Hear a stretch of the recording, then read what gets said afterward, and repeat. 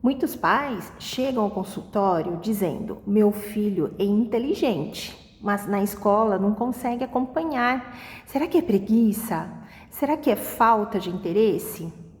Pois já adianto, na maioria das vezes não é preguiça e nem tem origem no funcionamento do cérebro, e que quando identificamos cedo podem ser muito bem trabalhadas, e entre essas condições, duas delas são as mais conhecidas e que mais geram preocupação nos pais: o TDAH e o TEA. Vamos começar com o TDAH?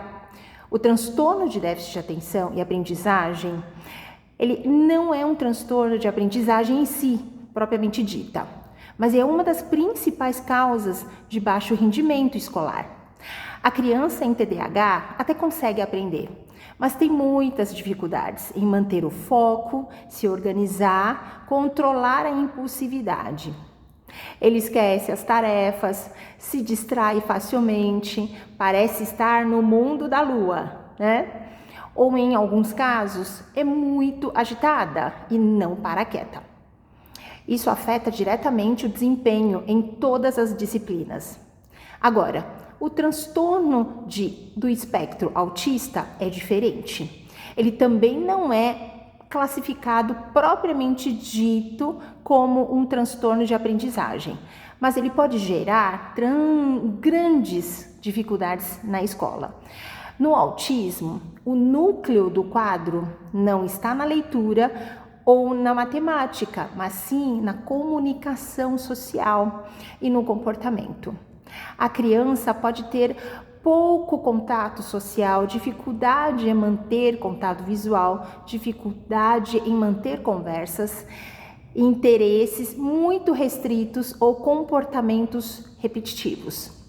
Tudo isso acaba interferindo na aprendizagem, porque ela não aprende, né? Ela da mesma maneira que os outros, os colegas. Esses dois problemas, o TDAH e TEA, são hoje os mais falados e mais temidos pelos pais. Mas não podemos esquecer que existem também chamados transtornos específicos de aprendizagem, que são mais focados em certas áreas do conhecimento. Por exemplo, a dislexia, que é dificuldade específica para a leitura. A criança lê devagar, troca letras, não entende muito bem o que acabou de ler, né?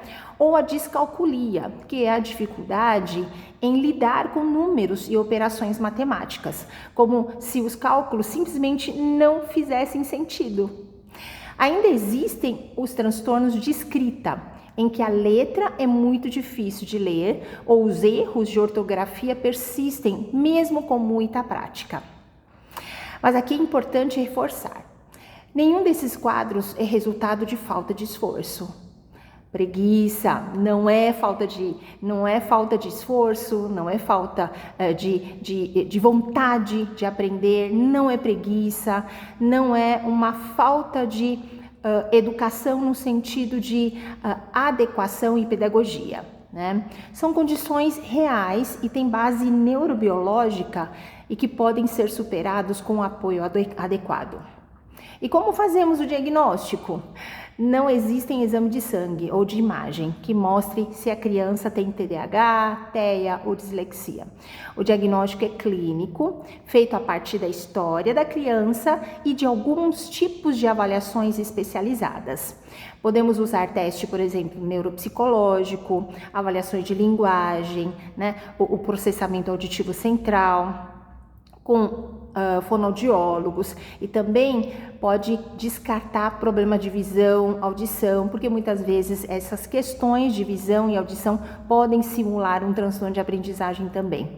Exames como ressonância, eletroencefalograma só são usados em algumas situações específicas, mas normalmente a gente acaba pedindo realmente para descartar outras causas. E por que é tão importante a gente identificar cedo?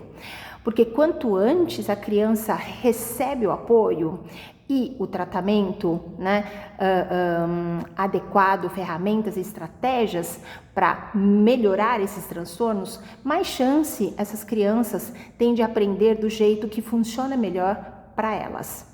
Isso evita frustrações, melhora a autoestima e abre espaço para que a própria criança descubra seus próprios talentos. Então, em resumo, dificuldades de aprendizagem e desenvolvimento não significam falta de inteligência, tá? São condições comuns e não é também preguiça. Essas crianças podem ser muito bem cuidadas e esses transtornos podem ser muito bem manejados quando a gente consegue fazer o diagnóstico de uma forma mais precoce possível. Se você recebeu algum desses sinais no seu filho, percebeu, né?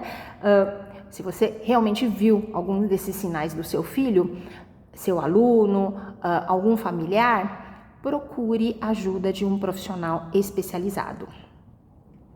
Informações, acolhimento, entender que tudo pode ter tratamento para melhora desses transtornos, né? Tudo isso faz toda a diferença para o crescimento e para a socialização dessas crianças, né? Muito obrigada por me acompanharem até aqui e até o próximo vídeo.